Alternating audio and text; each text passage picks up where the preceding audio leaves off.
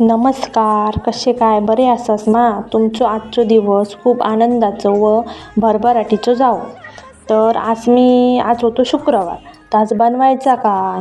तर मार्केटात गेल्यानंतर बरे काय आजकाल मासे गावनच नाही पावसाळ्याच्या दिवसात. तर म्हटलं आज करूया सुक्या जवळ्याची आमटी. त्याच्यात पहिलं आम्ही घेतलं 4 लसूण, त्यानंतर 2-3 आल्याचे पाकळी. ते पहिले मस्त तेलात भाजून घेतले.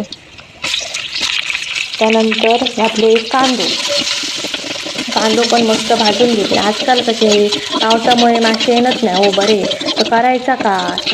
तर म्हटलं मेमध्ये आणून ठेवलेलो जवळ बिवळ असता तो त्याची म्हटलं तर आज आमटी करूया. आजकाल खोबरा किती महाग झाला.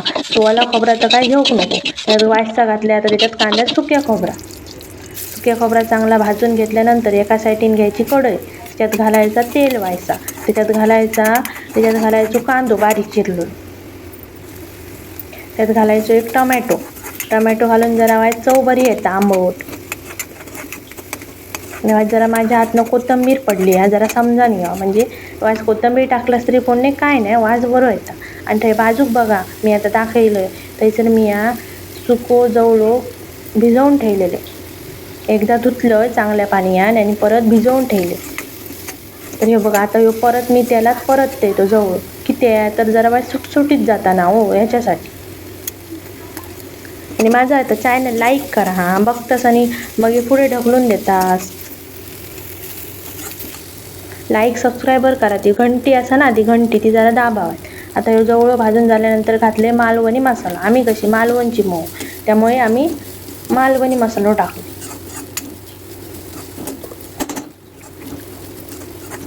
हे बघा चांगलं तेलात पण जवळ भाजून घ्यायचो मस्तपैकी. म्हणजे मसाला बिसालो सगळा टाकून 5-10 मिनटं. हे बघा असं सुटसुटीत जाऊ. आणि हे बघा शेंगा बटाटे टाकलास ना हे टाकायचं आणि परत जरा 10 मिनटं परतून घ्यायचं चांगलं. ही अशी ना करा आणि खावा मस्त लागता बघा. 4 घास तुमचे जातीत जास्त व्हायचं. आणि नंतर घालायचा पाणी आपल्या अंदाजानुसार पाणी घालायचं. म्हणजे तुमका कसा वया घट वया की काय वया तुम्ही पाणी. त्याच्यानंतर टाकायचा मीठ. आधी मीठ टाकायचं ना नंतर मीठ टाकायचं.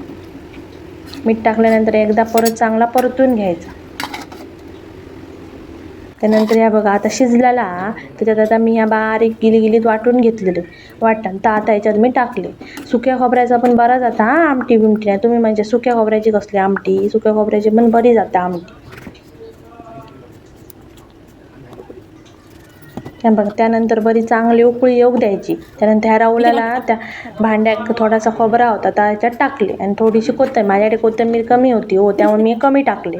तुम्ही जास्त टाकलास तरी काय हरकत नाही नंतर ह्या बघा ही अशी आमटी झालेली बघा. जर तुमका जाड होई असा तर तुम्ही जाड करू शकतास. म्हणजे तुमका भाकरी बरोबर जर होई असात तर तुम्ही भाकरी बरोबर जाड करू शकतास. धन्यवाद.